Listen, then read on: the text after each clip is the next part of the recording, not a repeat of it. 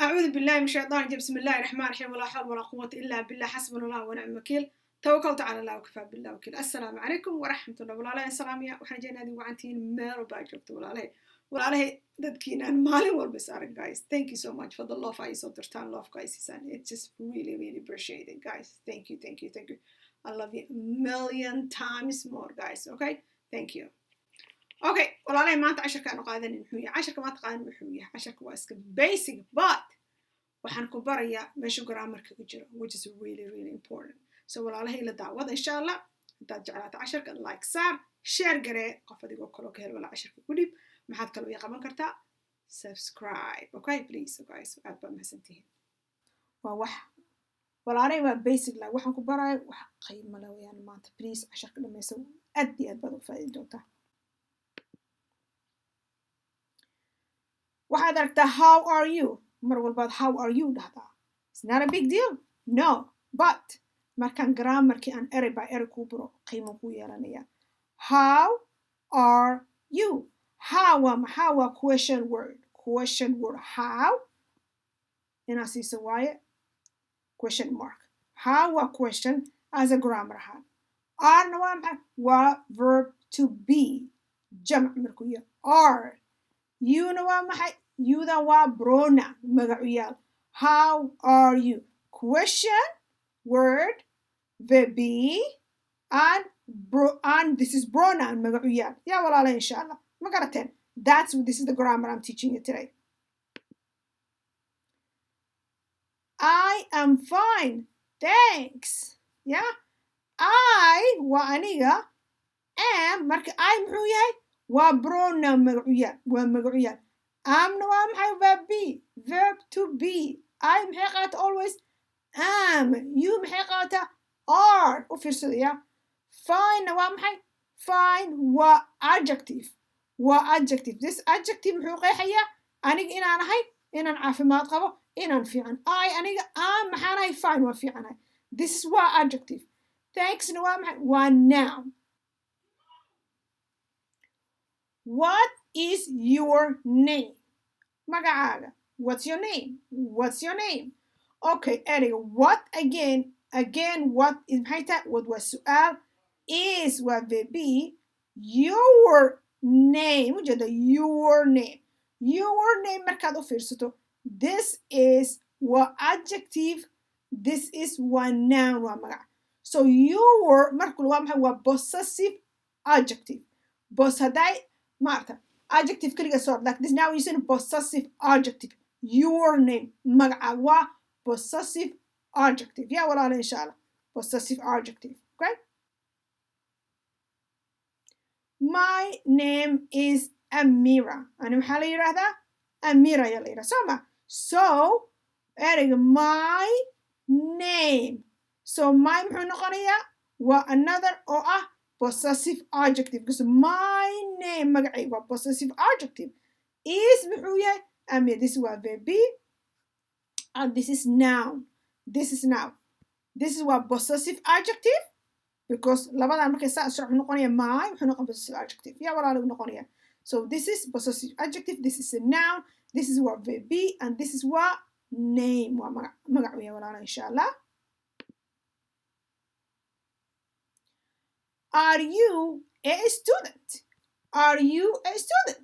Also waxaan rabaa inaan ku baro wax marka la akhrinayo mujeedaa marka question tahay ugu dambaysta marka waa inaad codka inaad xoogaa kor u qaadaa ya codka waa inaad kor u qaadaa ya walaale. Are you a student?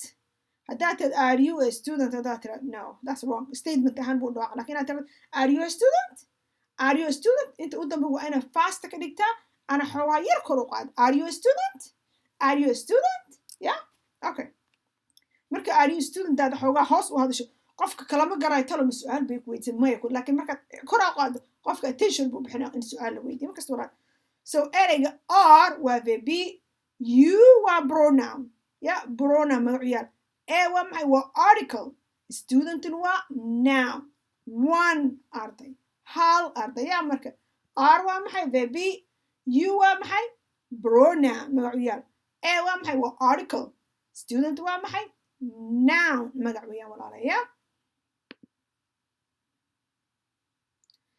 Yes I am waxaan kaloo rabaa inaan ku baro marka su'aasha la weydiiyo ogow jawaabta waxaad ka raadsan kartaa su'aashaad ka raadin kartaa markan adigu magacaaga adigu arday ma taa markaan ku dhafsamaan maxaa leedahay ha anigu waan ahay ha aniga leed ma leys ha you ma leys adiga hadlaysa mogta so marka wuxuu noqon yes ha meesha you maxay soo bedelas ana hadlay ana weydiiso waxa noqonaya I am anigu waxaan ahay I marka you madam ay tin maxaan ku jawaabaya yes aniga I am waan ahay waan ahay yes I am anigu waan ahay yeah are you a student yes I am anigu waan ahay yeah walaalahay insha Allah are you a teacher are you a teacher adu macallimiyaata are you a teacher are you a teacher yeah walaalahay insha Allah so are again waa maxay waa verb you are pronoun again a waa article teacher na waa maxay waa bare ama macallin yaa walaalahay er taasay timaarta er ta ku jirta ayaa ka dhigaysa qofka inuu bare laakiin hadaad teach tiraad teach haddaa kaliyaad ku dhaafto wuxuu noqonayaa ficil buu noqonayaa like teacher haddaad tiraado noun buu noqonayaa magac buu noqonayaa walaalahay yaa saa ogaad insha Allah are you a teacher are you a adu macallin miyaa tahay adigu macallin miyaa tahay no maya I am not anigu mihi I am a nurse anigu nurse ayaan so halkaad maxaa aragtay I waa maxay waa pronoun magacyaan am waa maxay waa verb notna waa didmo right halkan I am tamujada apostrophe liga muxuu noqonayaa waa verbigii oo like this is where I am ayay tahay tan oo eeda marka laga qaado halkaa la geliyo apostrophe wuxuu noqonayaa contraction this is contraction kasta walaalahay insha Allah but what this is contraction laga dhigo yaa walaalahay yeah so waa maxay waa ina aada colorkan ka dhigeed so our article nurse waa maxay waa noun waa magac weeyaan waa magac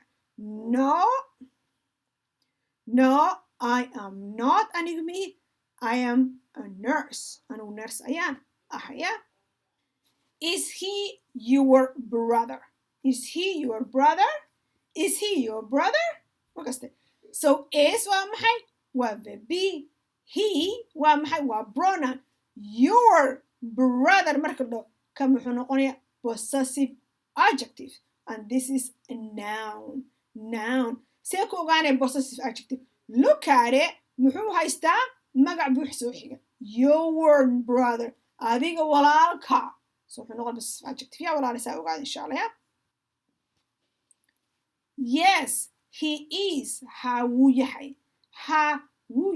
makasta walaalahay so halkan maxaad aragtaa he waa pronoun is waa verb he is ha wuu yahay ista waa maxay waa verb he na waa maxay waa pronoun magacuyaal weeyaan walaalahay yaa insha Allah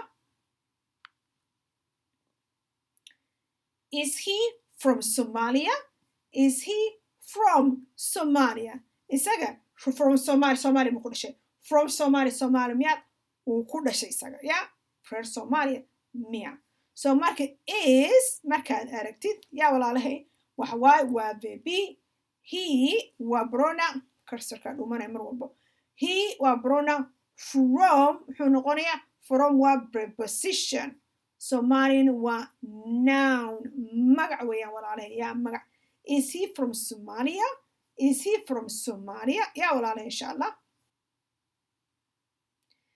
yes he is ha wuu yahay yes he is so he waa maxay again waa pronoun is waa maxay waa verb to be in present yaa walaalahay insha because he she it maxay qaata is yaa ogaada insha Allah are you working today are you working today yaa walaalahay insha Allah marka ereg kan haddaad complete art waa question waa maxay waa present continuous tense present because waxaad jeedaa are verb iyo ereyga ficilkii maxaa la raacay ing waxaad also arkaysaa today maanta yeah marka are waa maxay waa verb jamaca you waa pronoun working waa maxay waa ficil weeyaan ficil present weeyaan yeah today waa maxay waa adverb waa adverb are you working today are you working today okay let's see the answer no I am not no I am not no I am not anigu ma shaqaynayo so I waa maxay waa pronoun am waa verb not the waa diidba walaalahay ya insha Allah is that your sister is that your sister so is waa maxay waa verb again waa ficilkii verb to be that waxa weeyaan waa tilmaame so that so this that is demonstrative ya walaalahay insha Allah your sister markii la dhahana your waxay noqonayaa possessive adjective because of the noun soo xigay ya walaalahay insha Allah so sisterna waa magac weeyaan ya walaalahay insha Allah is that your sister is that your sister ya walaalahay insha Allah let's see the answer no she is my mother no she is my mother maya she waa maxay iyadu macnaha waxay tahay waa hooyaday ya maya iyadu waa hooyaday so she waa maxay waa pronoun is waa verb my mother again wuxuu noqonayaa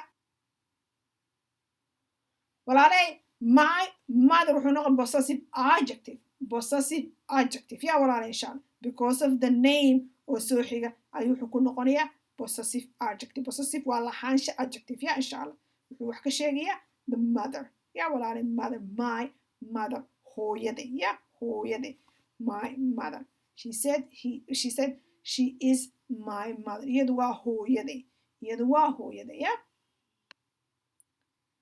halkan waxaa aragta do you have a sister do you have a sister do you have a sister do you have a sister so ereyga do waa caawiye waa helper auxiliary verb you waa maxay waa pronoun have also waxa weeyaan waa caawiye ma fahanta do you have a sister waxaa ma leedahay walaal miyaad leedahay a sister means hal baa laga hadlayaa this wuxuu noqonayaa caawiye markasta walaalahay insha Allah waa caawiye yaal ma fahanta oo loo isticmaalaya walaalahay this is for a question do you have a sister walaal miyaad leedahay markasta walaalahay insha Allah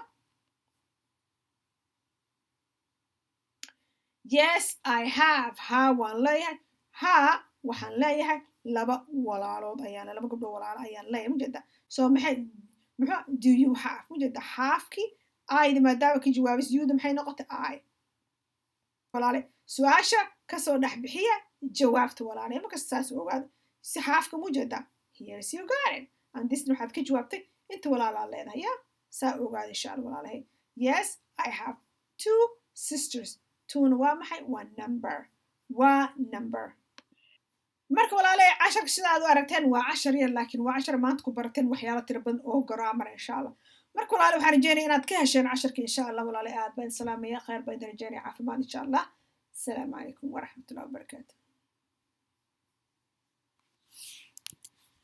Allah waxay sugayo